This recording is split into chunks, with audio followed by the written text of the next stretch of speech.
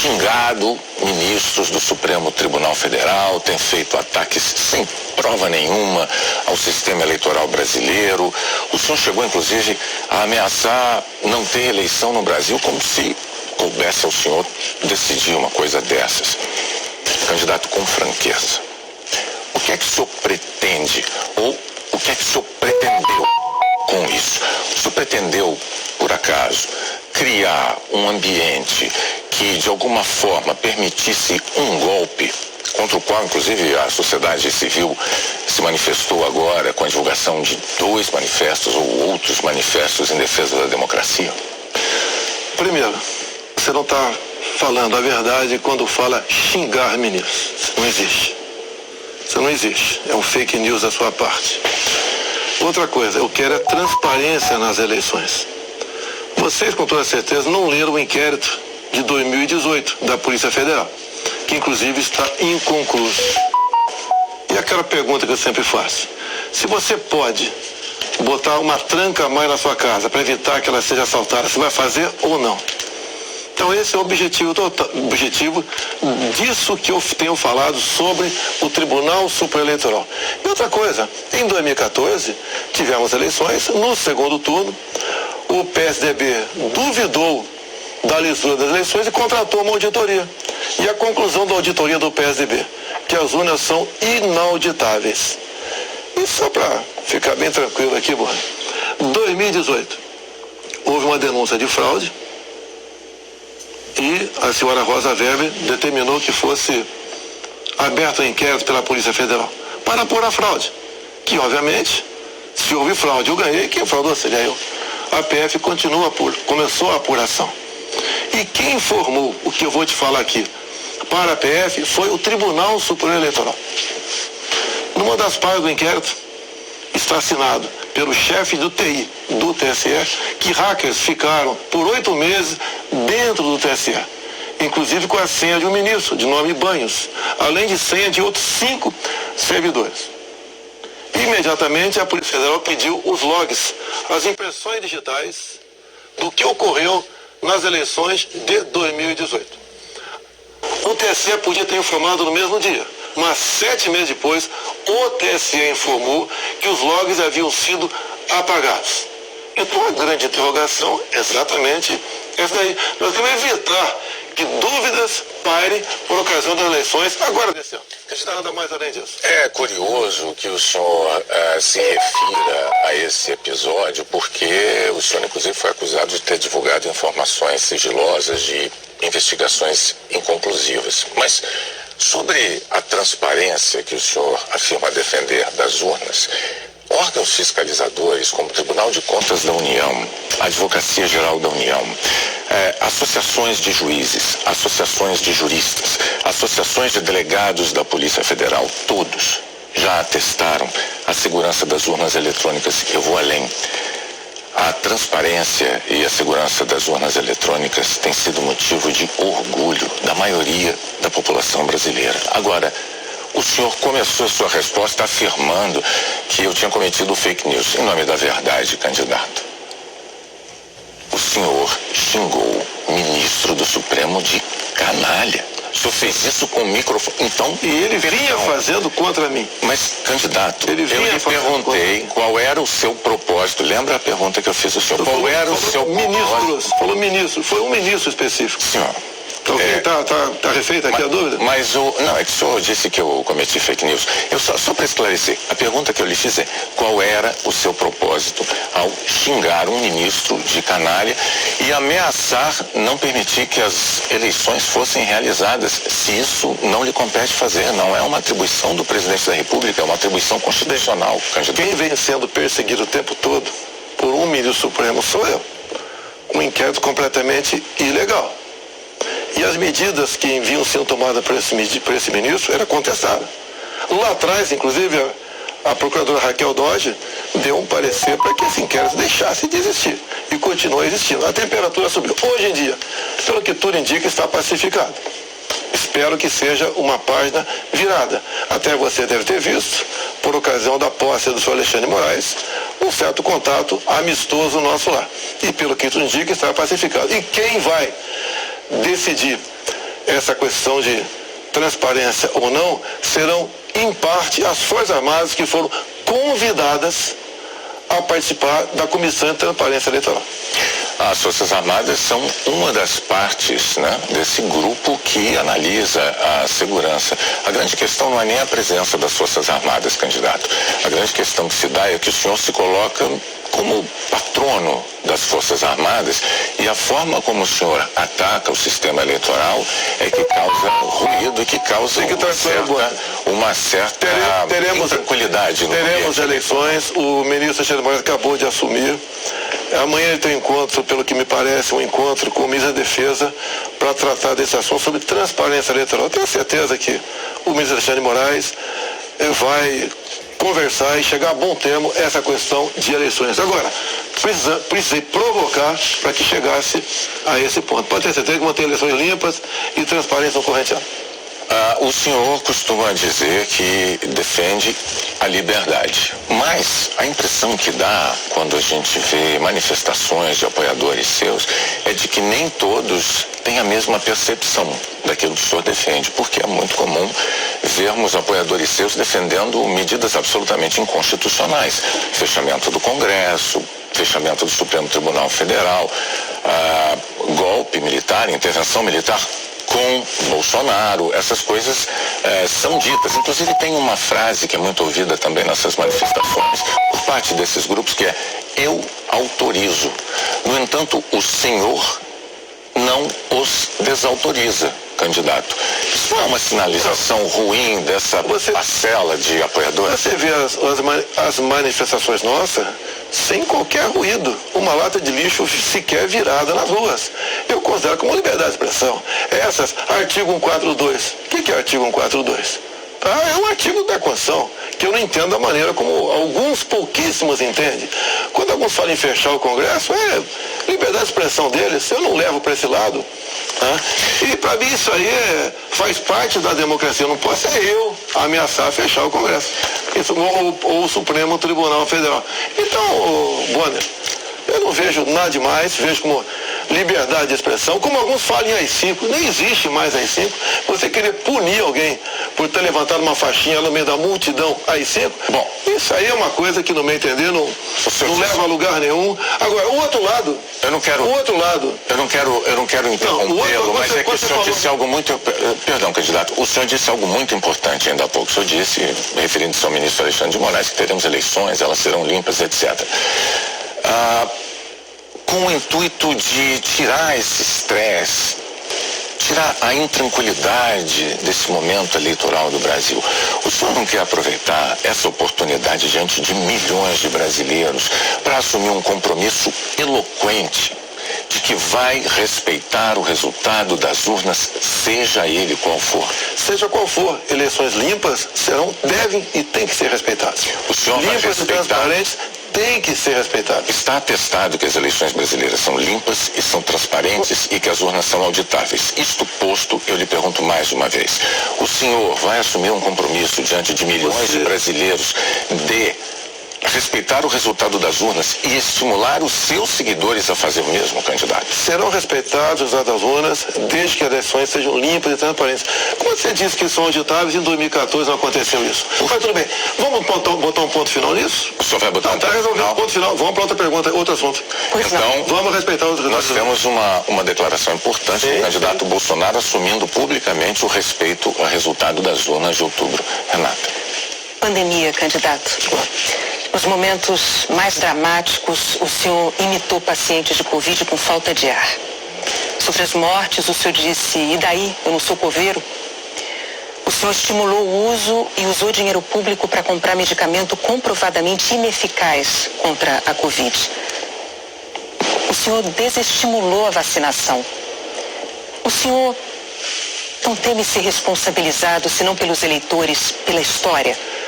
Olha, nós compramos mais de 500 milhões de doses de vacina. Só não se vacinou quem não quis. Eu acho que vocês dois se vacinaram. Comprada por mim. E em tempo bem mais rápido que outros países, que isso não tinha no mercado. Não poderia eu, num primeiro momento, por exemplo, falar que devíamos assinar certos contratos, como por exemplo com a Pfizer, onde a Pfizer não garantia a entrega da vacina. A primeira vacina no mundo foi dada em dezembro de 2020. Em janeiro, nós já estávamos vacinando no Brasil. Então, fizemos a nossa parte. E o grande erro disso tudo foi um trabalho forte da grande mídia, entre eles a Globo, desestimulando os médicos a fazerem o tratamento precoce, que isso é conhecido como uma liberdade do médico. Quando algo é desconhecido, como até hoje é desconhecido ainda os possíveis efeitos colaterais da vacina, desaconselhar, inibir, ameaçar, caçar o registro de médicos. Isso que foi errado feito durante a pandemia. Mas, candidato, o senhor desestimulou a vacinação. Isso não tem nada a ver com liberdade. O senhor chegou a dizer que quem tomasse a vacina poderia virar jacaré. Mas o senhor associou a vacinação ao vírus da AIDS.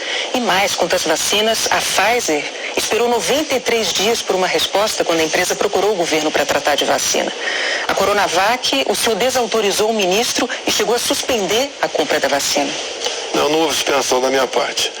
A questão da Pfizer. No contrato da Pfizer estava escrito: não nos responsabilizamos por qualquer efeito colateral. Outra coisa, a Pfizer não apresentou quais seriam os possíveis efeitos colaterais. Eu usei uma figura de linguagem: jacaré. Figura de linguagem? Sim. Você acha que é o caso de brincadeira? Não é brincadeira isso. Isso faz parte da literatura portuguesa. Então, brincadeira é, num momento difícil para o Brasil, a imprensa desautorizar os médicos pela sua liberdade de clinicar. Esse foi o grande problema. E outra coisa, eu não errei nada do que eu falei. Eu falei nisso da pandemia, que nós devíamos tratar dos idosos, pessoas com comorbidade, e o resto da população trabalhar.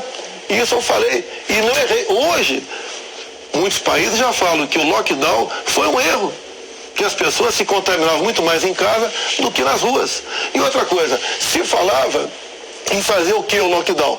Lockdown 1 mês, 2 meses no máximo para achatar a curva. Durou mais de 1 ano o lockdown.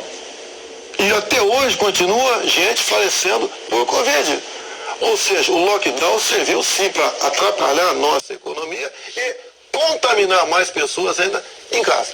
Candidato, mas as medidas socioeconômicas importantíssimas, elas foram adotadas por governos no mundo inteiro justamente para sustentar o fique em casa no pico da pandemia, fique em casa se puder. Para que as pessoas pudessem proteger a própria vida e, ao mesmo tempo, receber um amparo econômico. Para evitar o colapso dos hospitais, aliás, como nós vimos em Manaus. Pessoas morrendo com falta de oxigênio por um erro de logística e gestão do seu ministro da Saúde. Negativo. Menos de 48 horas estamos chegando já cilindros lá em Manaus. Lá foi uma coisa atípica, anormal, que aconteceu de uma hora para outra. Menos de 48 horas, cilindros começaram a chegar em Manaus de alguns pontos do Brasil. Fizemos a nossa parte em Manaus. Não faltou da nossa parte recursos bilionários para governadores e prefeitos enfrentarem a Covid, construírem hospitais de campanha. Então fizemos a nossa parte. Raro país do mundo que fez algo melhor do que nós fizemos. E o resultado, até o OMS reconhece isso daí. Fizemos a nossa parte. O senhor mencionou 48 horas, o fato é que Manaus ficou uma semana, mais de uma semana, 9 dias, sem receber o apoio das pessoas com falta de oxigênio nos hospitais. Não é verdade isso. Não é verdade. Candidato, sobre o seu comportamento com as frases que eu mencionei, imitando pacientes com falta de ar, muitos viram isso como um sinal de falta de compaixão. Se botasse no ar eu imitando falta de ar. Realmente. Mas falta de compaixão. Então você começou a mudar. Desculpe, começou a mudar, tudo bem. De eu completar a minha frase. Muitos viram isso como uma falta de compaixão, de solidariedade com os doentes, com as vítimas, com os parentes das vítimas. O senhor se arrepende? A solidariedade, eu me manifestei conversando com o povo nas ruas, visitando a periferia de Brasília, vendo pessoas humildes que foram obrigadas a ficar em casa sem ter um só apoio do governador ou prefeito. Isso que aconteceu. E nós fizemos exatamente o quê? Demos o auxílio emergencial imediatamente. 68 milhões de pessoas humildes começaram a receber o auxílio emergencial. Eles estavam condenados a morrer de fome dentro de casa. O senhor não se arrepende das declarações? Ou ir para as ruas, fazer o que não queriam. poderiam ter um caos na rua, caos porque pessoas com fome iam para a rua. Criamos imediatamente o auxílio emergencial. Fizemos a nossa parte. Demos tanto dinheiro para governadores e prefeitos que a gente não tem notícia de eles terem atrasado folha de pagamento ou até mesmo 13º. E quando tivemos a oportunidade de investigar fraudes, aquela CPI do circo feita por Renan Calheiros, Omar Aziz e Randolfo Rodrigues, não quiseram investigar os desvios de recursos enviados para 9 governadores do Nordeste. Fizemos a nossa parte e tratei com muita seriedade essa questão. Agora, não adotei o politicamente correto. Não estimulei. Inclusive, o que eu falei é que quando foi decidido o que era essencial, o trabalho essencial, eu falei, deve ser todo aquele necessário para o homem ou a mulher levar o pão para dentro de casa. A própria MS concordou comigo nessa. Então o senhor chama isso de politicamente incorreto? O senhor não se arrepende do seu comportamento, das frases que fez, imitando pessoas com falta de ar, como solidariedade com as famílias que sofreram? Você acabou de falar que eu não imitei falta de ar e voltou a falar em falta de ar novamente. Você voltou a falar em falta de ar novamente. 700 mil mortos. A minha pergunta é muito específica. O senhor se arrepende? Lamento as mortes. Não tem que não perder um parente, um amigo. Lamento as mortes. Agora, não poderia ser tratada a Covid da forma como começou a ser tratada. E quando você fala em tratamento precoce, lembre-se que no protocolo do Mandetta tinha o tratamento precoce lá, mas só em casos graves, onde eu não concordei com ele. No início, o protocolo do Mandetta era vá para casa.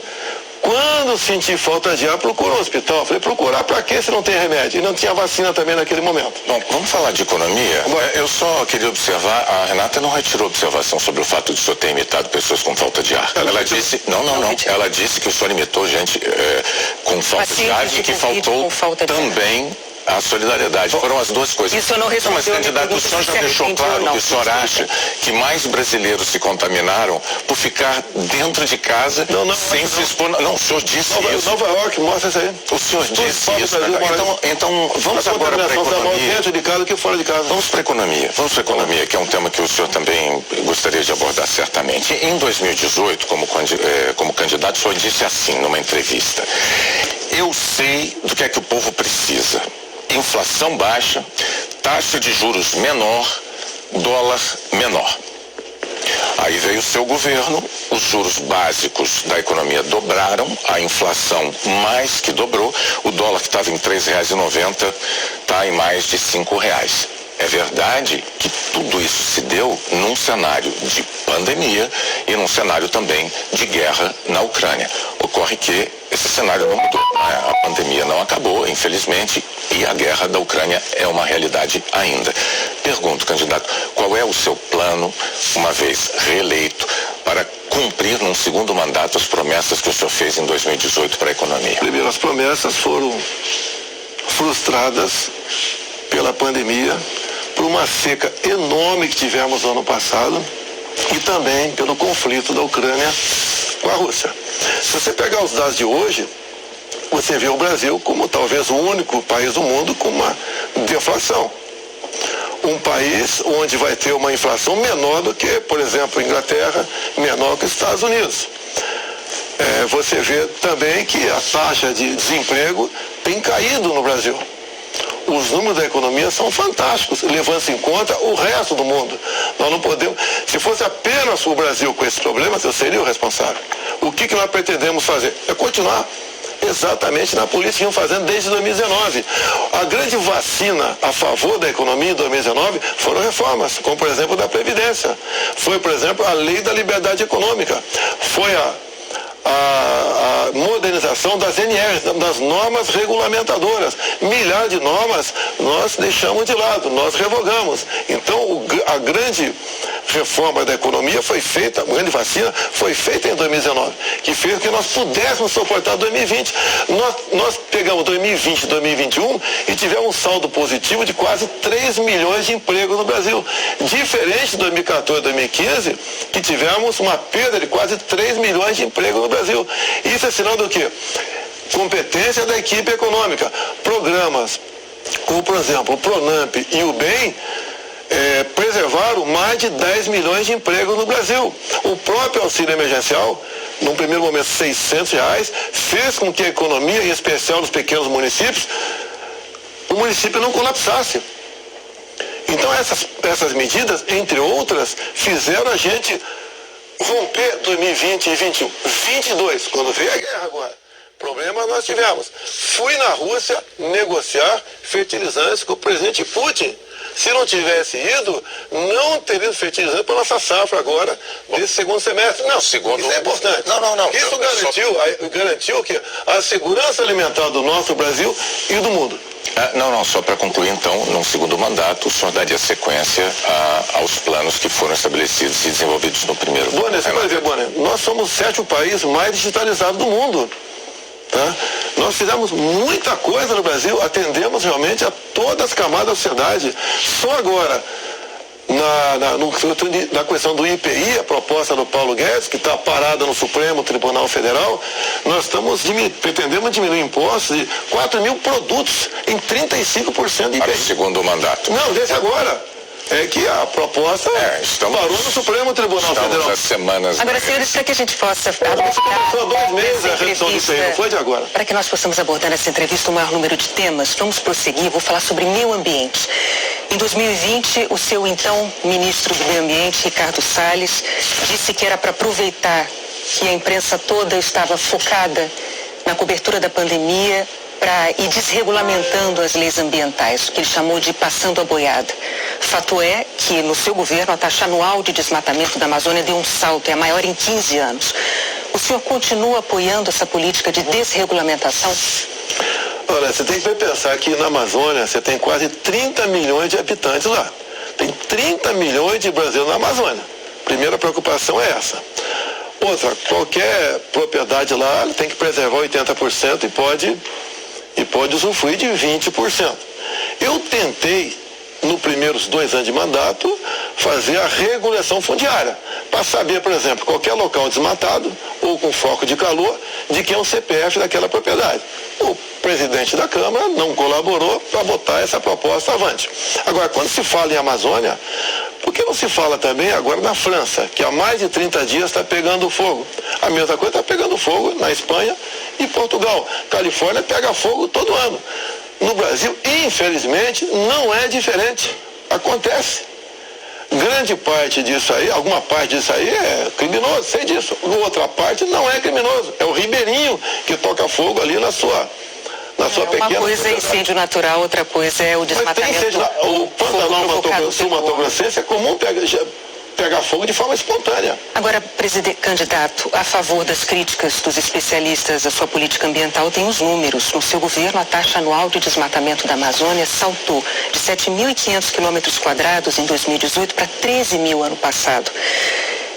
O levantamento do MAP Biomas mostrou que 97% dos alertas de desmatamento emitidos desde 2019 não foram fiscalizados pelos órgãos responsáveis, 97%. Especialistas dizem que quando o senhor desautoriza, por exemplo, a destruição de equipamentos pelos órgãos fiscalizadores, ou quando o senhor desmonta órgãos como o IBAMA, o senhor está passando uma mensagem de incentivo a quem desmata ou ao garimpo ilegal. Primeira coisa, a destruição, como dá em lei, é se você não puder retirar o equipamento daquele local. O que vinha acontecendo, e ainda vem, infelizmente, é que o material pode ser retirado do local, porque se chegou lá, pode ser retirado. E há o abuso de uma parte. E como eu disse para você, tem locais... De qual parte? Tem locais na Amazônia ali que é permitido. Mas desculpa, eu não entendi. Abuso de qual parte do órgão fiscalizador? Sim, por parte do IBAMA. Sim. Por que, candidato? O que seria um Mas é o seguinte, o que diz a lei? A defesa da floresta. O que diz a lei? Um trator, por exemplo, você tem que tocar fogo se não puder retirar daquele local. O que e muitas vezes o pessoal do IBAMA faz? Toca fogo mesmo podendo retirar o material de lá. Mas a quem interessa defender a posse de um trator utilizado para derrubar árvores na Amazônia, candidato? Mas não está derrubando árvore na Amazônia, está derrubando em áreas, muitas vezes, mas a lei não fala se o local é permitido ou não. A quem interessa, candidato? A lei não fala. Tem sido destruído, a minha orientação é cumprir a lei. Nada mais além disso. E os órgãos fiscalizadores... Olha só, a Amazônia é do tamanho da Europa Ocidental. Ali na Amazônia cabe uma Alemanha, cabe uma França, cabe uma Itália, cabe um Portugal, cabe um montão de países. Você pensa que fiscalizar evitar que pegue fogo. Mas só para entender, então, sobre a desautorização dos órgãos fiscalizadores para destruir equipamento apreendido. Não desautoriza, manda cumprir a lei. A lei fala que se o material pudesse retirar de lá, assim como entrou, não é para ser destruído. Mas com que propósito mesmo? Eu não entendi. Cumprir a lei. Propósito, cumprir a lei. Faz lá dentro, eu tenho aqui uma aspa. Tem quase 30 milhões de pessoas que têm que sobreviver. Eu tenho aqui uma aspas em que o senhor disse que não é para queimar nada, maquinário nem trator. Mas vamos adiante, o fato é que sobre o meio ambiente, em 2018, o mundo tinha uma visão sobre o compromisso ambiental do Brasil. Hoje, o mundo vê o Brasil como um destruidor de florestas. Num segundo mandato, o que o senhor vai fazer para mudar essa imagem? Primeiramente, destruidor de florestas. É uma mentira. Ninguém quer destruir floresta, né, por livre e espontânea vontade. O acordo Mercosul-União Europeia estava travado. Com os problemas agora da guerra, Ucrânia, Rússia, a União Europeia quer acelerar o acordo conosco para o Mercosul. Dizer mais, a Alemanha está usando combustíveis fósseis. Por quê? Se eram os países que diziam que nós devíamos cada vez mais buscar aí energia limpa. Concordo com eles, mas a realidade é outra completamente diferente. Não é a realidade aquilo que a gente acha que deve ser, é o que tem que ser. Países da Europa já estão em contato conosco, por exemplo, atrás do hidrogênio verde. O Brasil será uma grande potência fornecedora de energia hidrogênio verde. Como já temos acertado, né, no limite máximo, temos até o equivalente a 50 Itaipus na costa do Nordeste. E nós vamos exportar esse hidrogênio verde para a Europa toda. Ou seja, o Brasil é um exemplo para o mundo. Você pega até na minha frente, por coincidência aqui, por exemplo, as áreas reservadas em países outros para a agricultura, não é pecuária, é agricultura. Somente a União Europeia é de 45% a 65%. Você pega países como a Alemanha, 56% para a agricultura. Então, você pega o Reino Unido, 63% para a agricultura. O Brasil preserva 2/3, 66% da sua área verde.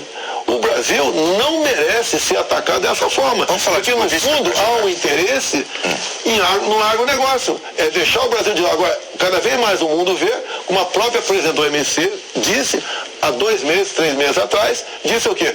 Que o mundo, sem o agronegócio do Brasil, passa fome. Ou seja, a realidade é isso aí. Vamos ver se o Brasil consegue mudar essa imagem. Vamos tentar mudar, sim. Bom, vamos falar de política agora, que candidato. Muito importante isso agora.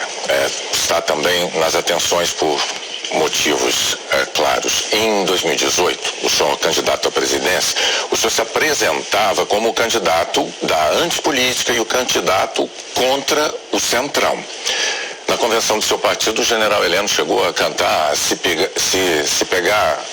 gritar, pega Centrão, não fica um, trocando a palavra ladrão por Centrão, etc. Isso ficou muito famoso. Hoje, a verdade é que o Centrão, ele é a base do seu governo.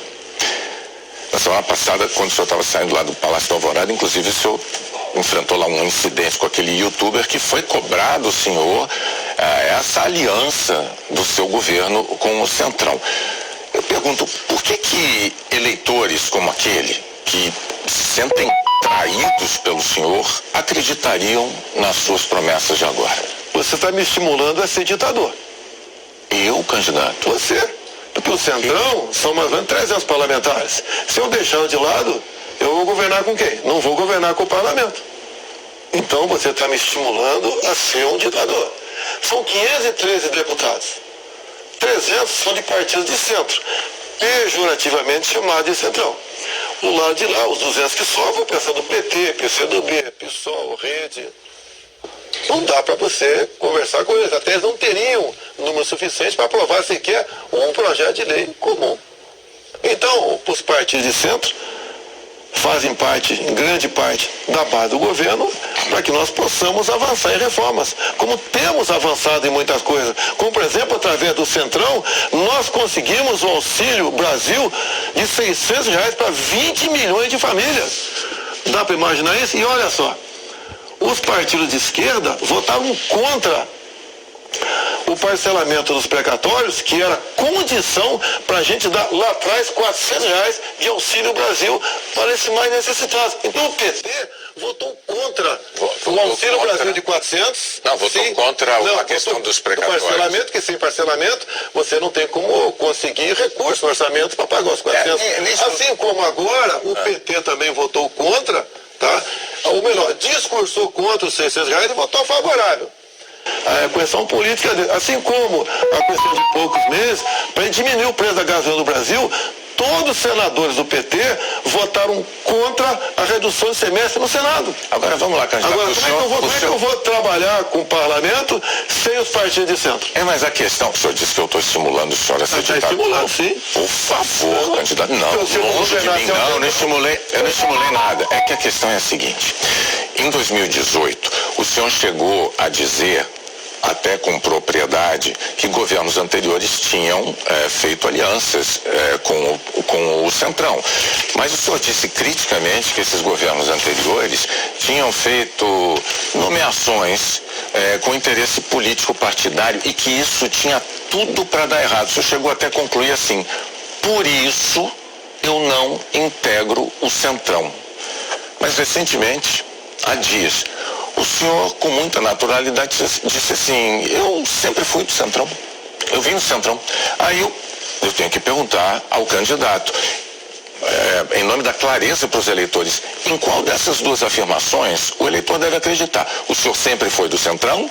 Ou o senhor, como disse em 2018, diz: eu nunca fui do Centrão por esse motivo? No meu tempo não era Centrão, não existia Centrão. Como assim? No meu tempo, esses partidos que eu já integrei não eram tidos como partido central. Agora, o importante, Bonner, o importante, nós estamos num governo sem corrupção. Eu indiquei ministros pelo critério técnico. Eu não aceitei pressões de lugar nenhum para escalar ministros. Qual governo teria o ministro padrão Tarcísio de Freitas na infraestrutura? Padrão Marcos Pontes na ciência e tecnologia? Padrão a Tereza Cristina na agricultura, padrão Gilson Machado no turismo, uma pessoa desconhecida até chegar no meu governo, padrão Onic Lorenzoni, que eu considero como um coringa meu, padrão Braga Neto, que esteve na defesa, ou seja, padrão Salles, uma pessoa excepcional, padrão atualmente o ministro Juca do meio ambiente. Então essas pessoas que deram o impulsionamento ao governo. Estamos governando com competência e sem corrupção, porque não tem indicação política para esse ministério. Vários ministros, então aproveitando a deixa, eu vou falar de um tema importantíssimo para o futuro do Brasil, que é a educação. No seu governo, o senhor indicou 5 ministros diferentes. Um deles caiu justamente por um escândalo de ter beneficiado pastores com dinheiro da educação e diz que foi a seu pedido no caso de um dos pastores. Qual é a dificuldade de escolher um bom ministro da educação? Muitas vezes, depois que a pessoa chega, a gente vê que ela não leva jeito para aquilo. Mas não foi só da educação. Ele teve acusação. Ele teve morte de prisão, foi preso, inclusive. Agora, conseguiu habeas corpus logo em seguida. Agora, fiquei sabendo depois, né? Que o Ministério Público do DF foi contra a prisão dele. Agora veja só, foi contra a prisão dele. Por quê? Não tinha nada contra ele. Se tiver hoje em dia, é outra história. Até aquele momento não tinha nada. A questão de ter 2 pastores, um que está no gabinete dele, qual é o problema? Agora, se ele faz besteira, e se essa pessoa... Agora, nós começamos a investigar o caso dos pastores. Não foi a Polícia Federal. Nós começamos a investigar com a CGU. Agora, só na área da educação, o primeiro-ministro escolhido pelo senhor caiu depois de 3 meses, porque, por causa de um escândalo, pediu que professores gravassem slogans de campanha seu. O segundo ministro praticamente fugiu do Brasil depois de ter insultado ministros do Supremo. O terceiro ministro nem chegou a assumir porque maquiou o próprio currículo. O quarto ministro envolvido no escândalo de corrupção. Quais são os critérios que o senhor usa para escolher um ministro de uma área tão vital para o futuro do país? As pessoas se revelam quando chegam. Atualmente, eu tenho um excelente ministro da Educação. Não acontece, é igual um casamento, muitas vezes. Você concorda que essa alta rotatividade prejudica? O ideal era não ter o ideal era não ter rotatividade nenhuma, mas acontece. Outros ministros foram trocados também. Bom, o Fernando Monte agora.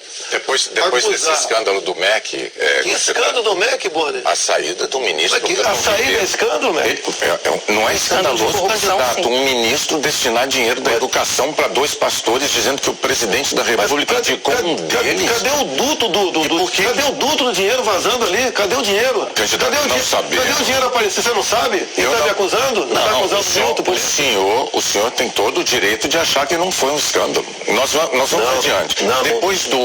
Depois do caso do ministro Milton Ribeiro no MEC, o senhor atenuou um pouco o seu discurso de que não havia corrupção no seu governo. Antes não tinha corrupção. Hoje, o senhor diz que os casos pipocam. Os casos pipocam de corrupção no seu governo. Bom, ao mesmo tempo, vão se acumulando denúncias de interferências suas na Polícia Federal, que é um órgão de Estado, não é um órgão de governo, e um órgão de Estado que o senhor prometeu prestigiar. Como é que o senhor explica para o eleitor essa mudança da sua postura da eleição de 2018 para cá, candidato? Primeiramente, quem me acusou de interferência da PF foi o ex-ministro Sérgio Moro. Falou que a prova da interferência estava numa sessão reservada nossa. Bem, eu não queria, a sessão foi gravada, eu não tinha obrigação de entregar ali a fita. O senhor teve 4 diretores gerais da Polícia Federal eu não tinha obrigação de entregar a fita. Entreguei a fita. Foi revelado, até muitos palavrões na reunião de ministros. Não acharam nada. O que acontece? Eu, quando entrego o ministério para alguém, eu dou o ministério para aquela pessoa agir. Tá? A Polícia Federal, com a saída do Sérgio Moro, melhorou e muito na apreensão de drogas, na apreensão de numerários, tá? Em operações, melhorou muito. Em armamento, melhorou. E as pessoas vão mudando. Por exemplo, quando o André Mendonça saiu, porque ele foi para o Supremo Tribunal Federal, eu não considero uma saída da paz. Atualmente, temos um delegado da Polícia Federal à frente do Ministério da Justiça. Agora, ninguém comanda a PF, Bonner. Se pudesse comandar, o Lula teria comandado, a Dilma, o Temer, seja lá quem for. Ninguém consegue comandar a Polícia dessa forma como você está falando aí. É que a Associação dos Delegados da Polícia Federal divulgou recentemente um documento com críticas, né? Eles afirmaram que o senhor e a sua equipe de governo trouxeram desgaste, eu estou lendo aqui os termos deles, trouxeram desgaste à imagem da instituição Polícia Federal e também prejuízos para os policiais federais. E que falas suas, candidato, jogaram desconfianças sobre a autonomia e sobre a imparcialidade da Polícia Federal, que goza de autonomia já há alguns anos, como ninguém poderia negar. Qual é a sua posição, então, diante de um documento com uma queixa, uma acusação como essa da Associação Nacional dos Delegados? Então, primeiro, acabar de confirmar que não tem interferência, que gosta de autonomia. Outra coisa, eles acabaram de mostrar para mim que não tem interferência, gosta de autonomia. Eles dizem que o senhor jogou, as suas palavras jogaram desconfiança sobre a autonomia da PF, candidato. Não. Acabaram de falar que eu estou certo, não tem interferência lá. Contrário. Outra coisa, eles queriam uma reestruturação de carreira agora. Eu achei até justo. Mas outras categorias não concordavam com isso, sem serem beneficiadas também. E daí começou um movimento dentro, por parte de alguns delegados da PF, contra a minha posição, que desarma numa nota como essa daí. Eu queria, inclusive, reestruturar a Polícia Rodoviária Federal, que era bem mais fácil, menos onerosa. Os delegados, essa mesma associação, não topou fazer isso aí. Então, está uma briga política, salarial, por trás disso. Candidato, o senhor agora tem 1 minuto para suas declarações finais. Pois é, passou rápido. Eu queria ficar algumas horas com vocês aí. Tá? Quando o senhor começar, a gente começa a contar o tempo. Vamos lá. O que eu tenho a falar para a população brasileira? Peguei o Brasil numa situação crítica, na questão ética, moral e econômica.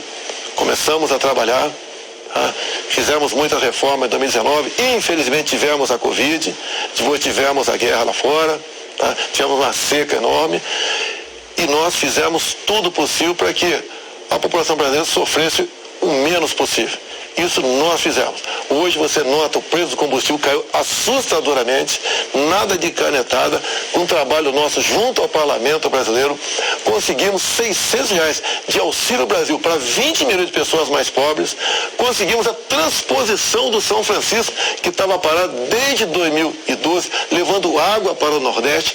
Nós pacificamos o MST, titulando terras pelo Brasil, e 90% dessa titulação foram para as mulheres.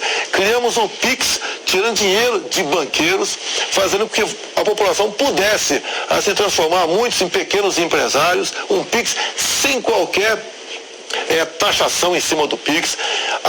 Anistiamos 99% da dívida de 1 milhão de jovens junto ao FIES. Encerrou? Acabou. Muito obrigado aí, até a próxima. É boa, né? Renato, até a próxima. Renato, mais uma vez, muito obrigado por ter vindo e por ter prestado esses esclarecimentos ao público telespectador, aos eleitores brasileiros. Nós voltamos ao estúdio do Jornal Nacional.